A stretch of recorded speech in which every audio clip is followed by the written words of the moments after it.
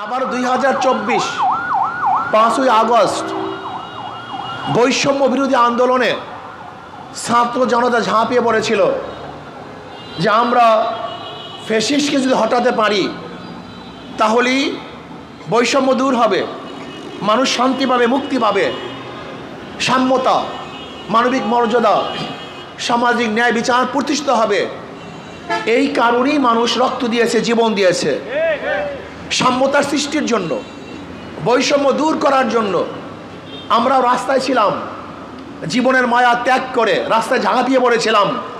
এবং আপনারা দেখেছেন ইসলামী আন্দোলন বাংলাদেশের অংশগ্রহণ করার পরই এবং আমাদের সশরীরে রাজপথে অবতীর্ণ হওয়ার কারণেই মনে হয় যেন আন্দোলনের মধ্যে নতুন মাত্রা সৃষ্টি হয়েছিল। সে আগুনের মধ্যে পেট্রোল ঢালা হয়েছিল, ধাউ ধাউ করে আগুন জ্বলেছিল, ফ্যাসিস্ট ভাগতে বাধ্য হয়েছিল। আপনাদের মনে আছে নিশ্চয়ই, আমি 4 তারিখে বক্তব্য দিয়েছি, আগামী 5 তারিখ ওই জনগণের গণভবন জনগণ দখল করবে। 4 তারিখের বক্তব্য। 4 তারিখ শাহবাগে বিকেলে বক্তব্য দিয়েছিলাম, আগামীকাল 5 তারিখ জনগণের গণভবন জনগণ দখল করবে। আল্লাহর কি কৃষ্ণা সেই বক্তব্য আল্লাহ কবুল করেছেন। 4 তারিখের বক্তব্য 5 তারিখে আমরা বাস্তবায়ন দেখেছি। ভেবেছিলাম বৈষম্য দূর হবে, মানুষ মুক্তি পাবে, মানুষ শান্তি পাবে, কিন্তু আমরা কি দেখতেছি 5 তারিখের পরেও সে আগের মতো দখলদারি, আবারও চাঁদাবাজি, আবারও দুর্নীতি, আবারও বিচারবিহীন হত্যা, আবারও গুম, আবারও খুন, আবারও মিথ্যা মামলার পাহাড়।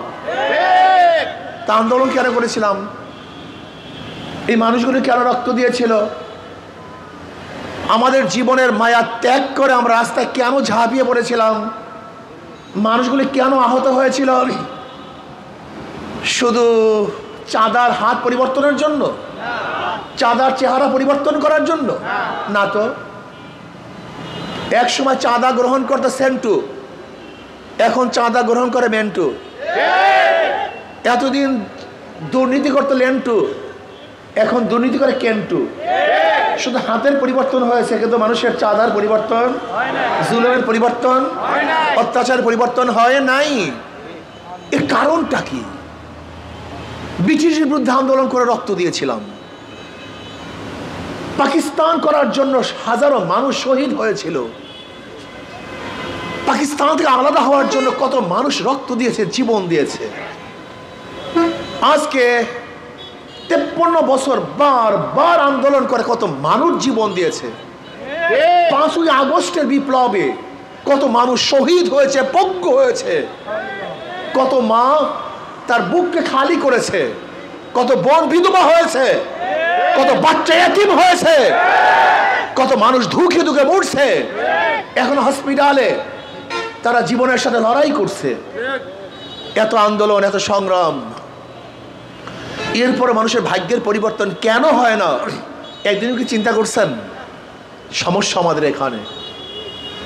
আসলে যেখানে রোগ সেখানে ঔষধ কেউ দেয় না, খালি রোগ রোগ রোগ রোগ, শুধু রোগের পিছনে দৌড়ায়, কিন্তু ঔষধের ব্যবস্থা কেউ করি না।